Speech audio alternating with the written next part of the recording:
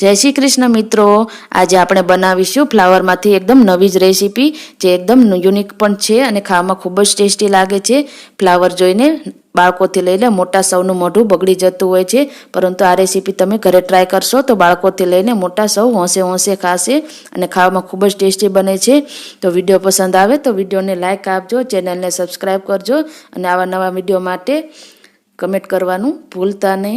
तो चालो रेसीपी बनाववानी शरूआत करी दईए। तो अहींया मैं 300 ग्राम जेटला फ्लावर ने मीठाना पाणी में अर्धी कलाक माटे पलाळीने राखी दीधा हता, जेथी करीने एमां कोईपण कीड़ा के कचरो होय तो ए निकळी जाय। तो हवे आ फ्लावर ने आपणे 2 થી 3 पाणीए सरस रीते धोई लईशुं। तो हवे आपणे आगळनी प्रोसेस जोई लईए। तो ग्रेवी बनाववा माटे अहींया मैं 3 मोटी साइजनी डુંગળી, 2 લીલા मरचा, 1 इंच आदुनो टुकड़ो અને 15 થી 20 लसणनी कळीओ लई लीधी छे। तो हवे आने आपणे मिक्सर जार में उमेरी दईशुं। तो अहींया आपणे मिक्सर जार में आ पेस्टने ग्रेवी तैयार करवानी छे। तो अहींया आपणे आ बधी सामग्रीने मिक्सर जार में उमेरी दईशुं અને ત્યારબાદ 2 ટમેટાને પણ આ રીતે ઝીણા સમારીને ટુકડામાં લઈ લીધા છે, એને પણ આપણે ઉમેરી દઈશું। તો હવે આ બધું સરસ રીતે પીસીને તૈયાર કરી લેવાનું છે। હવે આપણે એક બાઉલમાં 4 ચમચી બેસન લઈશું। અહીંયા જે નોર્મલ આપણે ચમચી યુઝ કરતા હોઈએ છીએ ઘરમાં એ જ લેવાની છે। 4 ચમચી બેસન ઉમેર્યા બાદ તે ચમચીના માપથી આપણે 4 ચમચી દહીં ઉમેરીશું। દહીં આપણું અહીંયા વધારે પડતું ખાટું ન હોય એ વાતનું ખાસ ધ્યાન રાખવું। હવે આ બંને વસ્તુને સરસ રીતે મિક્સ કરી દઈશું। અહીંયા જરૂર લાગે તો આપણે 2 ચમચી જેટલા પાણીનો ઉપયોગ કરીશું અને જો તમારે દહીં એડ કરવું હોય તો દહીં પણ કરી શકો છો। હવે અહીંયા દહીં અને બેસન સરસ રીતે મિક્સ થઈ ગયું છે। તો હવે એમાં આપણે મસાલા ઉમેરી દઈશું। અહીંયા આપણે ચપટી હળદર ઉમેરીશું અને 1 ચમચી લાલ મરચું પાવડર ઉમેરીશું, 1 ચમચી કિચન કિંગ મસાલો અને 1 ચમચી ગરમ મસાલો પાવડર ઉમેરીશું। અહીંયા તમે મસાલા તમારા ટેસ્ટ પ્રમાણે વધારે કે ઓછા કરી શકો છો। હવે અહીંયા નાની ચમચી જેટલો આપણે અજમો લઈશું, એને સરસ રીતે મસળીને એમાં એડ કરી દઈશું। અહીંયા આ સબ્જીમાં અજમાનો ટેસ્ટ ખૂબ જ સરસ આવે છે। અહીંયા આપણે એકદમ ફ્લાવરનું શાક અલગ રીતે બનાવીશું। તો એકદમ રેસ્ટોરન્ટમાં જે રીતે પનીરનું શાક મળતું હોય છે એ શાક પણ તમે ભૂલી જશો। તો અહીંયા આપણે ફ્લાવરનું એકદમ યુનિક શાક બનાવવા જઈ રહ્યા છીએ। હવે એમાં આપણે 2 ચમચી તેલ ઉમેરીશું। અહીંયા આપણે આ ફ્લાવરના શાક માટે આ મેરિનેશન બનાવી રહ્યા છીએ। તો હવે આપણું આ મેરિનેશન બનીને બિલકુલ તૈયાર થઈ ગયું છે। જો જરૂર લાગે તો 2 ચમચી જેટલું પાણી ઉમેરીને સરસ રીતે મિક્સ કરી દઈશું। હવે અહીંયા આપણું આ મેરિનેશન બનીને તૈયાર થઈ ગયું છે। તો હવે એમાં જે સામગ્રી એડ કરવાની છે તે જોઈ લઈએ। તો 2 મોટી સાઈઝને આ રીતે ડુંગળીને મોટા ટુકડામાં સમારી લીધી છે અને કેપ્સિકમને પણ આ રીતે મોટા ટુકડામાં સમારી લીધા છે। તમારે જેટલા એડ કરવા હોય એ રીતે તમે કરી શકો છો। અહીંયા હું આ સબ્જી 5 થી 6 વ્યક્તિઓ માટે બનાવી રહી છું, તો એ પ્રમાણે સામગ્રી લઈ રહી છું। ત્યારબાદ જે આપણે ફ્લાવર રાખ્યા હતા એને પણ એડ કરી દઈશું। ત્યારબાદ તેમાં આપણે સ્વાદ અનુસાર મીઠું ઉમેરી દેવાનું છે। તો આ બધા માપ શાકભાજીના માપનું આપણે મીઠું એડ કરી દઈશું અને આ બધી વસ્તુને મેરિનેશનમાં સરસ રીતે મિક્સ કરી દેવાનું છે। તમે આ ફ્લાવરનું શાક આ રીતે મેરિનેશન કરીને બનાવશો તો ખૂબ જ ટેસ્ટી બને છે અને ખબર પણ નહીં પડે કે આ ફ્લાવરનું શાક છે। એકદમ પંજાબી રીતે જે પનીરનું શાક હોય છે એવું લાગે છે। હવે ત્યારબાદ 2 ચમચી આદુ લસણની પેસ્ટ ઉમેરીશું।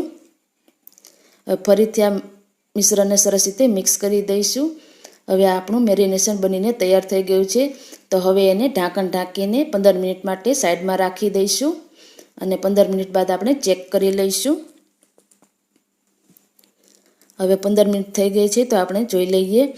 તો ગેસ ઉપર આપણે એક પેનમાં 2 ચમચા તેલ ગરમ કરી લઈશું અને જે આપણે મેરિનેશન કરેલા શાકભાજી હતા એને આપણે ઉમેરી દઈશું। તો હવે આ મિશ્રણને આપણે બંને સાઈડ સરસ રીતે હલકો ગોલ્ડન કલર આવી જાય ત્યાં સુધી સાંતળી લેવાના છે। તો ગેસની આંચ આપણે ધીમાથી મીડિયમ જ રાખીશું, જેથી કરીને આપણા કેપ્સિકમ, ડુંગળી અને ફ્લાવર સરસ રીતે સોતે થઈ જાય। તો સરસ રીતે બંને સાઈડ આ રીતે હલકો ગોલ્ડન કલર આવી જાય ત્યાં સુધી ફેરવતા જવાનું છે અને મિક્સ કરતા જવાનું છે। હવે તમે જોઈ શકો છો કે ડુંગળી અને કેપ્સિકમ સરસ રીતે આ રીતે સોફ્ટ થઈ ગયા છે અને સંતળાઈ ગયા છે। તો હવે આપણું આ મિશ્રણ બનીને તૈયાર થઈ ગયું છે। તો આને આપણે સાઈડમાં રાખી દઈશું અને સબ્જીનો વઘાર જોઈ લઈએ. હવે અહીંયા આપણે આ સબ્જીને વઘાર કરવા માટે કડાઈમાં 2 મોટા ચમચા તેલ ગરમ કરવા માટે મૂકી દીધું છે. તો એમાં આપણે અડધી ચમચી જીરું ઉમેરી દઈશું. ત્યારબાદ થોડી હિંગ ઉમેરીશું.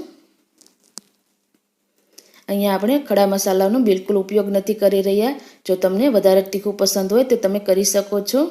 2 સૂકા લાલ મરચાં અને 1 તમાલપત્ર ઉમેરી દઈશું.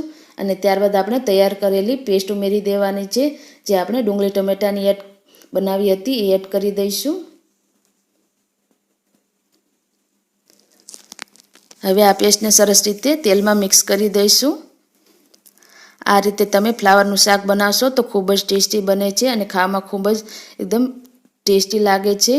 હવે ગ્રેવીમાં સરસ રીતે તેલમાં મિક્સ કરી દીધું છે. તો એમાં આપણે ગ્રેવીના માપનું મીઠું એડ કરી દઈશું અને એને ઢાંકણ ઢાંકીને 2 મિનિટ માટે થવા દઈશું, જેથી કરીને એમાં સરસ રીતે તેલ છૂટું પડી જાય અને ગ્રેવી આપણી સરસ રીતે ચડી જાય. તો 2 મિનિટ માટે આપણે થવા દઈશું. ગેસની આંચ આપણે ધીમી જ રાખીશું. હવે 2 મિનિટ થઈ ગઈ છે, તો આપણે ચેક કરી લઈએ. ગ્રેવીમાંથી સરસ રીતે તેલ છૂટું પડવા લાગ્યું છે. તો એમાં આપણે અડધી ચમચી હળદર અને 1 ચમચી લાલ મરચું પાવડર ઉમેરી દઈશું. અહીંયા તમને જેટલું તીખું પસંદ હોય એ પ્રમાણે તમે એડ કરી શકો છો. હવે આ બંને વસ્તુને સરસ રીતે મિક્સ કરી દઈશું. હવે ફરીથી મિક્સ કર્યા બાદ આપણે 2 મિનિટ માટે ઢાંકણ ઢાંકીને થવા દઈશું. હવે 2 મિનિટ થઈ ગઈ છે, તો તમે જોઈ શકો છો કે સરસ રીતે ગ્રેવીમાંથી તેલ છૂટું પડવા લાગ્યું છે અને એકદમ લાલ ચટાકેદાર આપણી ગ્રેવી બનીને બિલકુલ તૈયાર થઈ ગઈ છે.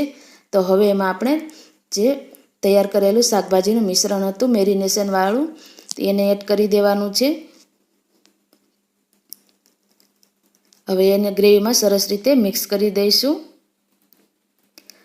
અહીંયા આપણા શાકભાજીમાં કેપ્સિકમ અને ડુંગળી સરસ રીતે સંતળાઈ જાય છે, પરંતુ જે ફ્લાવરના કટકા હતા એ થોડા કાચા રહી જાય છે. તો એને સરસ રીતે ચેડવવા માટે આપણે 1 કપ જેટલું પાણી ઉમેરીશું, તો જેથી કરીને આપણી ગ્રેવી પણ સરસ રીતે કૂક થઈ જાય અને ફ્લાવર પણ સરસ રીતે ચડી જાય. તો આ રીતે 1 કપ જેટલું પાણી ઉમેરી દઈશું અને આ સબ્જીને આપણે ઢાંકણ ઢાંકીને ધીમા ગેસ ઉપર 5 મિનિટ માટે થવા દઈશું. હવે 5 મિનિટ બાદ આપણે ચેક કરી લઈશું. તો આપણી સબ્જી બનીને બિલકુલ તૈયાર થઈ ગઈ છે. તો એમાં આપણે ટેસ્ટને બેલેન્સ કરવા માટે 1 ચમચી જેટલી ખાંડ ઉમેરીશું. આ બિલકુલ ઓપ્શનલ છે. ત્યારબાદ 1 ચમચી જેટલી કસૂરી મેથીને આ રીતે મસળીને ઉમેરી દઈશું. આનાથી આપણા શાકનો ટેસ્ટ ખૂબ જ વધી જાય છે અને એકદમ પંજાબી સબ્જીનો ટેસ્ટ આવે એવો જ આવે છે.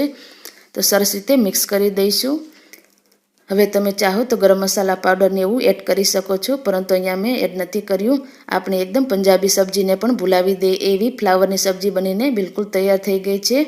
તો એને આપણે સર્વિંગ પ્લેટમાં લઈ લઈશું અને ધાણાથી ગાર્નિશ કરી લઈશું. આ સબ્જીને તમે રોટી, પરાઠા કે જીરા રાઈસ સાથે સર્વ કરી શકો છો. ખાવામાં ખૂબ જ ટેસ્ટી લાગે છે. તો વિડીયો પસંદ આવ્યો હોય તો તમારા ફ્રેન્ડ્સ અને ફેમિલીમાં શેર કરજો. ચેનલને સબસ્ક્રાઈબ કરજો અને આવા જ નવા વિડીયો જોવા માટે મારી ચેનલ જોતા રહેજો. અને વિડીયો કેવો લાગ્યો એ કમેન્ટ બોક્સમાં જરૂરથી જણાવજો.